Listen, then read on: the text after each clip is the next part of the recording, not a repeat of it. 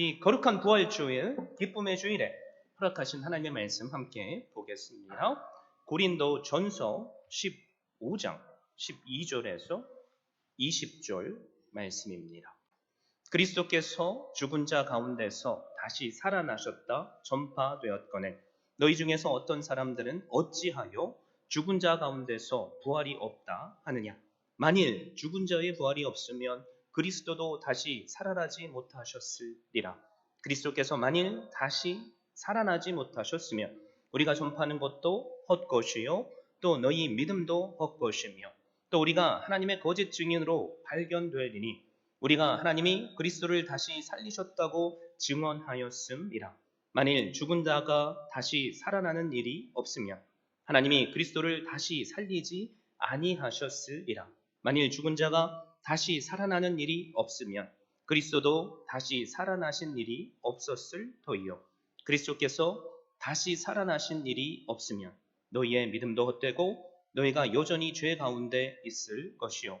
또한 그리스도 안에서 잠자는 자도 망하였으리니 만일 그리스도 안에서 우리가 바라는 것이 다만 이 세상의 삶뿐이면 모든 사람 가운데 우리가 더욱 불쌍한 자이리라.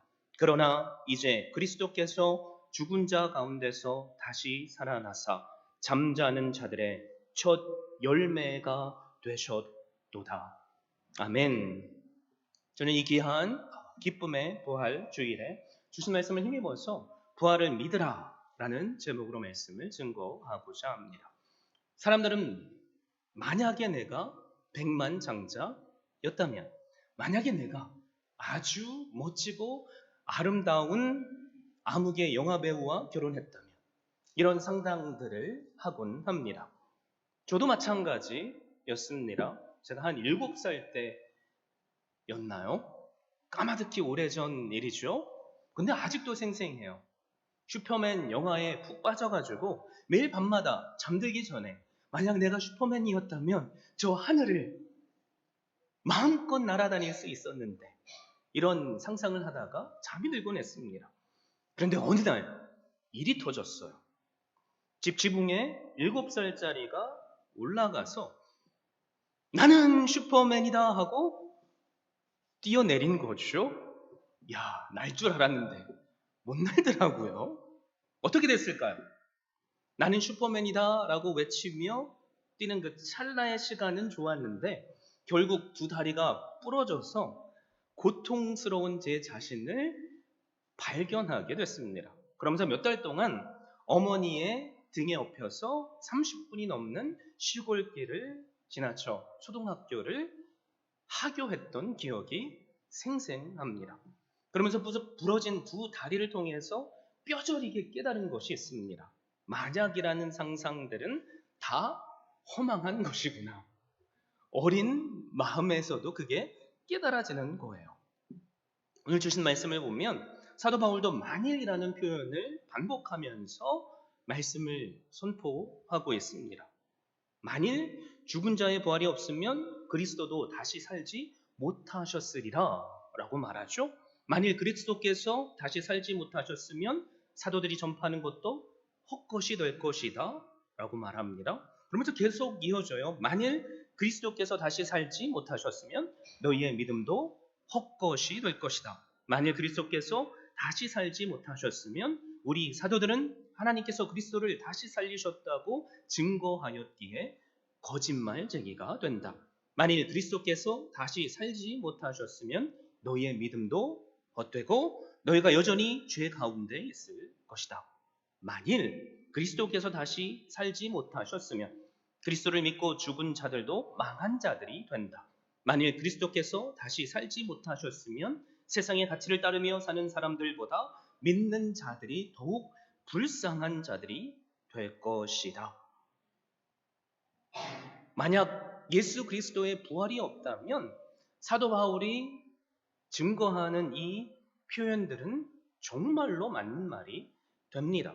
한마디로 요약하자면 만약 부활이 없으면 우리의 믿음은 헛된 것이 된다는 거죠. 헛된 것이란 속이 텅 빈 것을 말합니다. 부활이 없으면 우리의 믿음은 빈 껍데기처럼 저는 옛날에 공갈빵 좋아했는데요. 공갈빵 되게 크잖아요. 근데 그 안에는 비어 있습니다. 그것처럼 우리의 믿음도 허상이 되는 겁니다. 그런데 바울이 왜 만일이라는 표현을 계속 쓸까요? 가정법을 반복하면서 예수님의 부활이 없었으면 일어날 수 있는 일들을 가능성을 제시하는데 사실 반복하고 반복하면서 그런 일은 절대로 있을 수 없다는 것을 선포하기 위함입니다. 여러분, 고린도 교회는 사도 바울이 선교 여행 중에 세운 교회죠.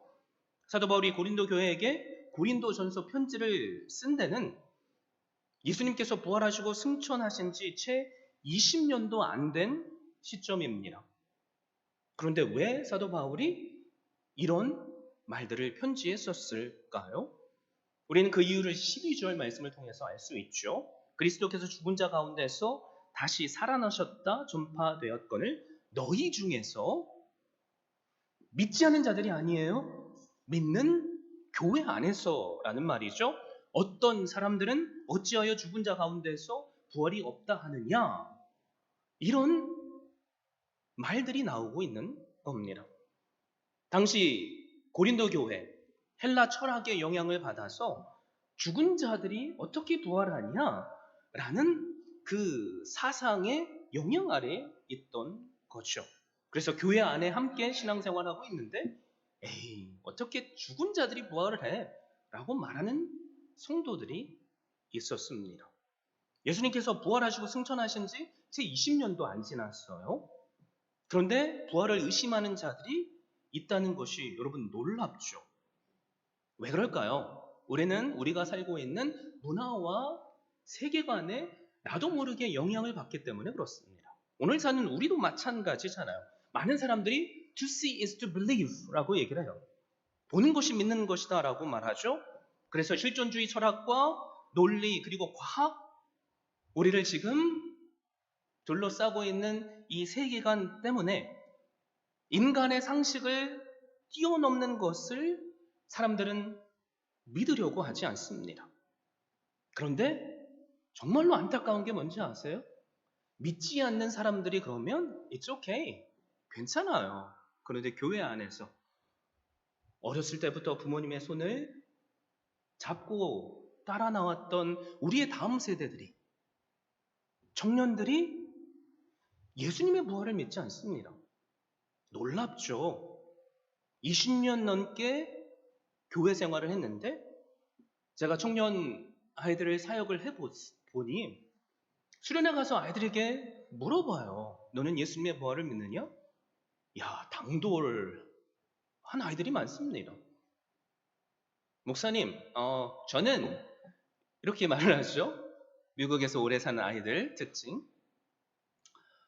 학교에서 지금 진화론을 가르치고 그리고 과학적으로 이렇게 발전된 시대에 사는데 왜 우리 부모님들은 그리고 교회는 심지어 당신까지 죽은 사람이 부활했다는 것을 이야기하는지 잘 이해가 안 됩니다 라고 말해요. I don't even believe in the creation theory라고 말하죠. 창조론도 못 믿겠답니다. 이게 어디서 일어나고 있는 거죠?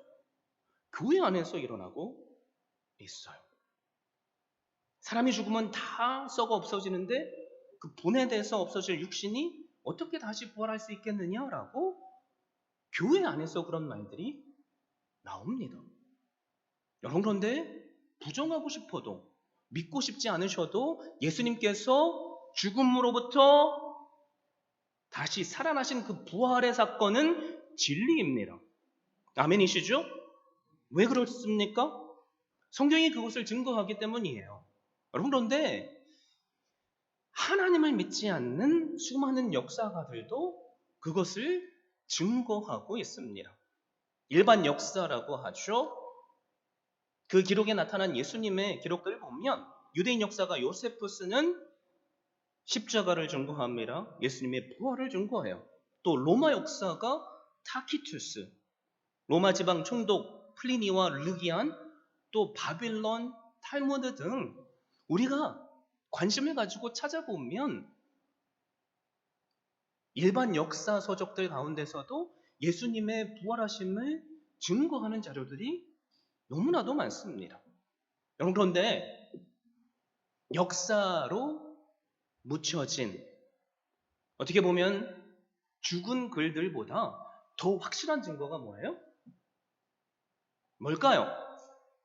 수많은 사람들이 변화된 삶으로 예수 그리스도의 부활을 증거했기 때문입니다. 언제까지요? 바로 이 순간까지요. 그래서 저는 저의 목숨을 걸고 예수 그리스도의 부활을 증거하고 있는 겁니다. 여러분, 과거를 한번 보세요. 예수님의 제자들이 예수님께서 십자가에서 고통을 당하시고 비참하게 죽임을 당했을 때 어디 있었습니까? 다 나도 그렇게 죽임을 당할 줄 알고 무서워서 숨었어요. 예수님을 버리고 고향으로 돌아갔습니다. 그러면서 속으로 이런 생각을 했을 거예요. 아, 내가 지난 한 3년 반 동안 미쳤나 보다. 우리가 집단적으로 무슨 최면에 걸려가지고 예수님을 그렇게 무언가에 홀린 듯한 모습으로 따라다녔는데, 야, 이게 그냥 미친 짓이었구나. 그런 생각을 하고 과거의 삶으로 돌아갔을 거예요.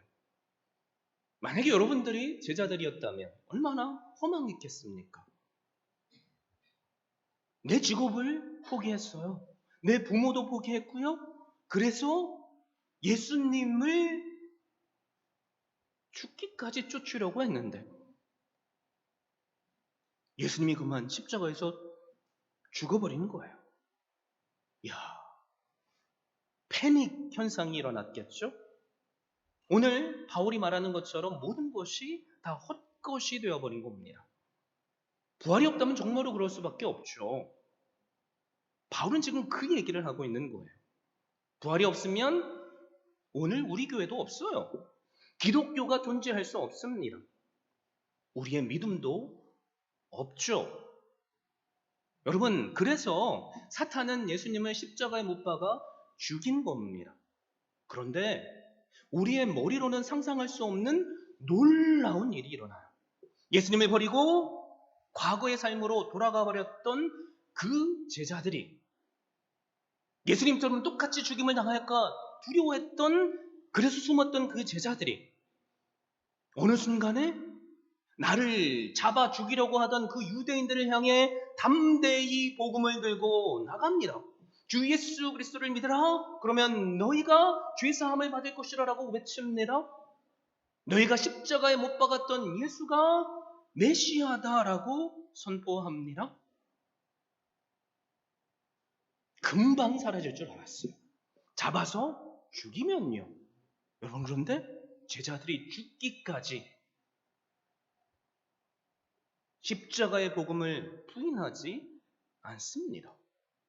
그리고 그 복음의 역사는 오늘도 현재 진행 중이에요.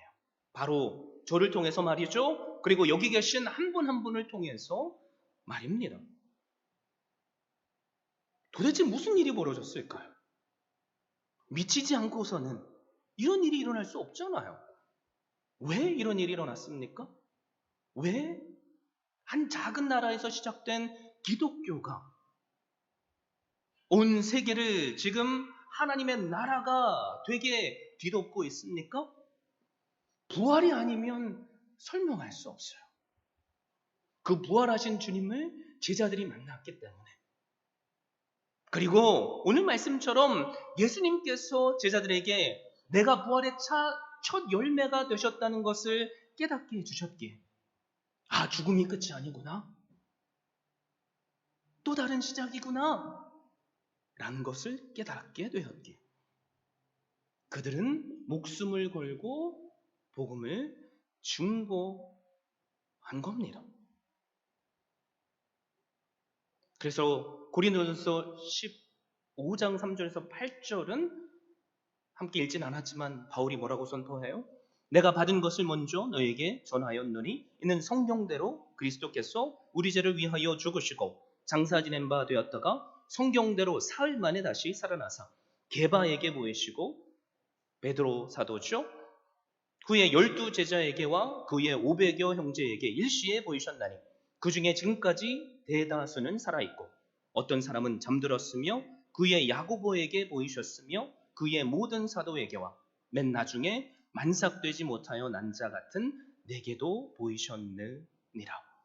여러분, 부활하신 주님께서 당신을 제자들에게 보여주시지 않으셨다면 제자들은 그냥 어부로서 살다가 역사의 뒤안길로 사라져버렸을 겁니다. 목숨을 걸고 십자가를 증거하지 않았을 거예요. 기독교는 존재하지 않았을 겁니다. 오늘의 저도 없고요. 여기 계신 여러분들도 없을 거예요. 그럼에도 불구하고 많은 사람들은 이런 질문을 하죠. 어떻게 성경 하나만 가지고 예수님께서 부활하셨는가를 알 수 있습니까? 성경이 조작된 것일 수도 있지 않습니까? 그래서 이 질문을 여러 역사가들이 이렇게 대답합니다. 역사가 크라우스너 이런 말을 했어요. 초대교회 성도들이 미쳤다고 사자굴 속에서 찬송을 불렀겠는가? 아프리카 정글 속에서 죽어가면서 예수를 전한 사람들은 모두 사기당한 사람들이란 말인가? 서슬이 18원 로마 통치 속에서 부활을 전한 것은 과연 무슨 힘으로 했단 말인가? 거짓된 사실 때문에 초대교회 사람들이 그렇게 생명을 내놓고 외칠 수 있었다고 생각하는가?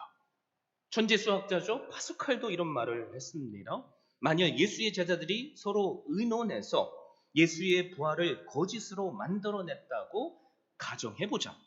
그 중에 한 사람이라도 본심에 돌아갔더라면 예수의 부활이란 전부 붕괴되었을 것이다.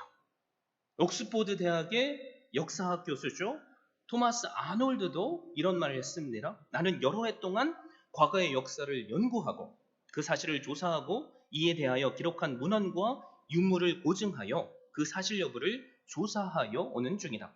그런데 하나님께서 우리에게 주신 표징, 곧 그리스도가 죽으셨다가 다시 살아나셨다는 사실보다 더 분명하고 완전히 이해할 수 있는 사실을 인류 역사에서 나는 보지 못하였다. 사랑하는 성도 여러분, 예수님은 죄인된 우리를 구원하시기 위해서 십자가에서 죽으셨습니다. 여러분, 그런데 그 죽음이 끝이 아니에요. 성경대로 3일 만에 부활하셔서 다시 살아나셨습니다. 나 대신에 십자가 위에서 죄값을 치르셔서 우리도 그분을 믿는 믿음으로 말미암아 죄사함을 받고 다시 살게 하시는 그 구원의 은혜를 베푸신 겁니다. 여러분 이거 믿으시죠? 아멘이시죠? 그러니까 일주일 동안 열심히 일하셨어도 이 주일에 다른 사람들은 집에서 쉬고 싶고 골프 치러 가고 싶고 그렇지만 이 예배 자리에 나온 거 아닙니까? 그 믿음이 오늘 우리를 살게 하시는 하나님의 능력인 줄 믿습니다. 그래서 예수님의 십자가와 부활은 복음이에요. 부활하신 예수님을 만난 제자들은 그 순간부터 주님께서 약속하신 성령의 권능을 입고 땅끝까지 가서 목숨을 걸고 복음을 증거했습니다. 그래서 사도 바울은 뭐라고 선포하죠? 십자가와 부활 외에는 다른 복음이 없다라고 선포해요. 여러분 그런데 오늘날 교회 안에 얼마나 많은 다른 복음들이 있나요? 번영신학, 기복주의적인 복음, 하나님께서 존재하시는 이유는 나를 복주시기 위함이다 라고 서스럼없이 말하는 그런 곳에 많은 사람들이 미혹되어 따라갑니다.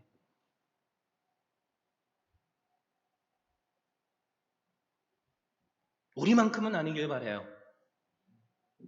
우리만큼은 십자가의 은혜 안에 겸손히 무릎으로 나올 수 있기를 바랍니다.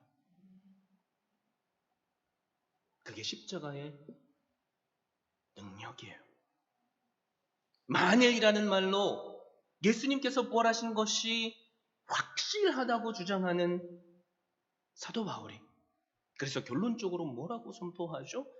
20절 반전의 말을 합니다. 그러나 이제 그리스도께서 죽은 자 가운데서 다시 살아나사 잠자는 자들의 첫 열매가 되셨도다.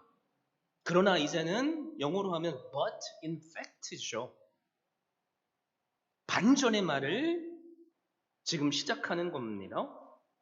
만약이라고 가정했던 것을 완전히 뒤집는 결정적인 선언이죠. 잠자는 자들, 죄로 인해 죽은 자들의 첫 열매가 예수님께서 되셨대요. 여러분 농사 지어 보셨으면 첫 열매가 있으면 언제나 뒤따라오는 게 있죠. 뭐예요? 다음 열매들이 뒤따라와요. 예수님의 부활이 그래서 누구의 부활이라는 거죠? 그분을 믿는 자들의 두 번째, 세 번째 부활이 된다는 거예요. 예수님께서 우리의 죄를 대신해서 십자가에서 죽으시고 3일 만에 다시 부활하셨기에 우리도 예수 그리스도를 믿으면 그분의 의를 덧입고 그분을 뒤쫓아 또 다른 부활의 능력을 경험하게 된다는 말입니다. 그래서 부활은 거듭남이죠. 부활은 새로운 창조 사건입니다. 죄로 인해 우리 인간에게 찾아온 영원한 사망이라는 그 죽음으로부터 우리를 살리시는 하나님의 능력입니다. 여러분 예수님께서 왜 부활하셨어요? 우리에게 장차 너희도 부활할 것을 보여주시기 위해서입니다. 그래서 예수님의 승리는 나의 승리죠. 예수님의 십자가에서 죽음은 곧 나의 죽음이기도 합니다. 그래서 부활은 뭐예요? 바로 나의 부활이 되는 거죠. 단순히 2000년 전에 존재하셨던 한 분 예수님의 부활이 아니라 여러분 우리도 오늘 그 부활을 누리고 사는 겁니다. 일전에 제가 한번 말씀드렸던 기억이 있는데요. 오래전에 사우디아라비아 한 사막에서 한 무슬림과 기독교인이 만나게 되었습니다. 이들은 자연스럽게 서로 자신이 믿고 있는 종교가 얼마나 우월한지를 이야기하기 시작했습니다. 먼저 무슬림 그 한 사람이 말하기를 우리 이슬람교는 당신네 기독교가 가지지 못한 것을 가지고 있습니다. 그것은 사우디아라비아 메카에 가면 우리 이슬람교의 교주 모하메드의 호화로운 묘지가 있는데 그 안에 모하메드의 시신이 있어서 그가 살아있었다는 것을 알게 해주지만 당신네 기독교의 발상지인 예루살렘에는 예수의 무덤이 비어있다는 사실입니다. 이렇게 말하면서 큰 소리로 자신이 믿고 있는 이슬람교를 자랑하는 거죠. 자, 이 말을 듣고 있던 기독교인이 이런 대답을 해요. 예, 맞습니다. 바로 그것이 기독교와 이슬람교의 커다란 차이입니다. 모하메드의 무덤은 그가 죽어서 그 육체가 썩었다는 것을 말해주지만 우리 주 예수 그리스도의 무덤이 비어 있다는 것은 예수님은 죽었으나 다시 부활하여 승천했다는 사실을 입증하고 있습니다. 여러분, 우리가 믿는 기독교는 생명의 종교예요. 살아있는 종교입니다. 그래서 그 주님께서 지금도 우리와 함께 하시면서 우리를 인도해 주세요. 그리고 주님께서 우리 한 사람 한 사람에게 이렇게 질문하십니다. 요한복음 11장 25절 26절인데요. 예수께서 이르시되 나는 부활이요 생명이니 나를 믿는 자는 죽어도 살겠고 무릇 살아서 나를 믿는 자는 영원히 죽지 아니하리니 이것을 네가 믿느냐? 여러분 어떻게 대답하시겠습니까? 아멘이시죠? 그 믿음이 오늘 우리를 이 자리까지 인도하는 겁니다. 그럼에도 불구하고 만약에 혹시 우리 가운데 아직도 예수님의 부활을 믿지 못하시는 분 계십니까? 여러분 그 이유가 있다면 뭐 더 이상 납득할 증거가 없어서가 아니에요. 뭐가 문제예요? 내 마음이 문제입니다. 여러분, 요즘 정보의 홍수 시대를 살죠. 유튜브만 딱 접속하면 감당할 수 없는 여러 가지 정보들이 쏟아져 넘쳐나요. 그런데 안타까운 게 뭐냐면 많은 분들이 돌아다니는 거짓 뉴스들을 맹신한다는 겁니다. 그게 진짜인지 그냥 검색만 해보면 다 거짓말이라는 것을 알 수 있음에도 불구하고 그거를 마치 예수님 믿는 것처럼 믿어요. 왜 그럴까요? 내 흥미를 돋구기 때문에, 내 생각을 지지해 주기 때문에 그래요. 그런 분들에게 진짜로 증거를 딱 가져다 주면 뭐라고 하는지 아세요? 그거 조작된 거예요. 아니, 어떻게 제대로 알지도 못하면서 그러면서 사실을 안 믿으려고 하죠. 뭐가 문제라고요? 마음이 문제라니까요. 증거가 없어서 우리가 예수님의 부활을 믿지 못하는 게 아닙니다. 여러분의 마음에 달려 있어요. 여러분, 이 시간 요한계시록의 말씀처럼 주님께서 우리의 마음이라는 문 밖에서 기다리시며 노크하고 계세요. 우리에게 필요한 게 뭡니까? 인정하는 거죠. 인정하면 쉬워요. 그리고 마음의 문을 여는 겁니다.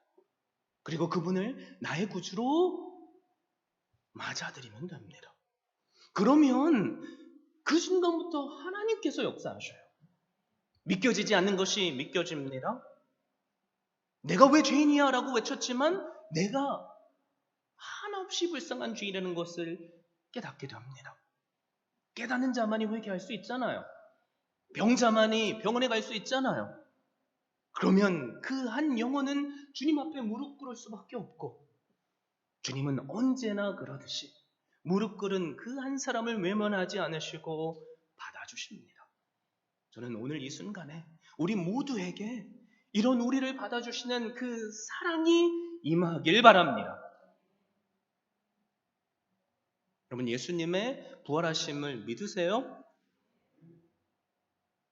그러면 한 가지만 더 부탁할게요. 부활의 능력을 믿는 삶을 사십시오. 여러분, 이 세상에 그 어떤 사람도 내 손 안에 100만 불짜리 다이아몬드가 들려있는데 지금 빵이 없다고, 먹을 게 없다고 우는 사람은 없어요. 목회를 하면서 여러 성도님들을 만나는데 그들의 입술은 예수님은 나의 구주십니다라고 고백을 합니다. 그런데 그들의 얼굴에서, 그들의 삶에서 때로는 행복을 찾아보기 힘들 때가 있어요. 여러분, 그게 혹시 우리의 모습은 아닌가요? 내가 행복을 빼앗겼다면 뺏어간 이유가 있을 거예요. 여러분, 그게 우리를 살리시고 구원하시고 치유하실 예수 그리스도보다 절대 크지 않아요.